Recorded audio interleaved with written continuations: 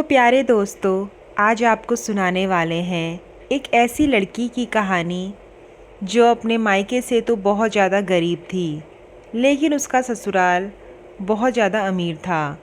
और फिर उस लड़की को क्या क्या सहना पड़ा वो आपको बताते हैं इस कहानी में। तो यहाँ पर जो लड़की है उसका नाम है रेखा। रेखा की शादी एक अमीर घर में हुई, लेकिन जब भी वो कोई भी काम करती तो उसकी सास उसे ताने दिया करती थी।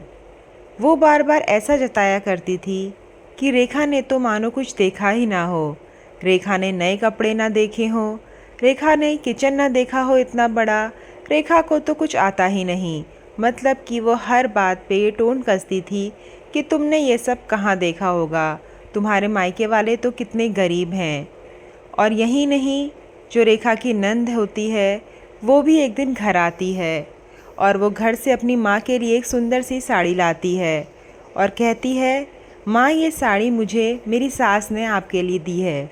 वो लोग कहीं घूमने गए थे तो वो आपके लिए भी एक साड़ी लेकर आए। तो ये देखते ही रेखा की सास बहुत ज़्यादा खुश हो जाती है और कहती है, एक तेरे ससुराल वाले हैं जो मेरे लिए भी गिफ्ट भेजते हैं और एक इसके मायके वाले जिन्होंने अपने बेटी को खाली हाथ ससुराल में भेजा। तो ये सब सुन के जो रेखा है वो काफ़ी ज़्यादा दुखी हो जाती थी। यहाँ तक कि जो रेखा की नंद है वो भी उसको अपनी माँ के साथ मिलके ताने दिया करती थी। तो ऐसे ऐसे दिन निकलते जाते हैं और एक दिन रेखा के मम्मी पापा खुद रेखा से मिलने घर आ जाते हैं और फिर उनके साथ जो बर्ताव होता है ये सुन के आप चौंक जाएंगे। तो जब रेखा के मम्मी पापा आते हैं तो जो रेखा की सास है वो बहुत ज़्यादा गुस्से में आकर उनको कहती है कि बेटी के घर कोई खाली हाथ आता है भला, कम से कम एक मिठाई का डब्बा ही लेकर आते। इतना ही नहीं, वो ये तक कहती है कि तुम सोफ़े में मत बैठो, तुम नीचे ज़मीन में बैठो। और वो बेचारे माँ बाप नीचे ज़मीन में बैठ जाते हैं। और रेखा जब ये देखती है वो अपने मम्मी पापा से कहती है, आप लोग ज़मीन पे क्यों बैठे, आप लोग यहाँ से उठो और मेरे रूम में चलो। लेकिन रेखा की सास कह देती है कि नहीं, तुम ज़मीन में ही बैठोगे। और उस दिन रेखा का जो सब्र होता है वो टूट जाता है और फिर रेखा अपने माँ बाप के जाने के बाद ये सोच लेती है कि उसे अपनी सास को अब सबक सिखाना ही होगा। तो वो अब जो भी उसकी सास काम करती थी वो सारे काम बिगाड़ देती थी। यहाँ तक कि रेखा कोई भी काम अच्छे से नहीं करती थी और हर बात पे अपनी सास को जवाब दिया करती थी। तो ये सब देखकर उसकी सास बिल्कुल अचंभित हो गई। सास को लगा आखिर रेखा को क्या हो गया है, वो इतना ज़्यादा क्यों बोलने लगी है।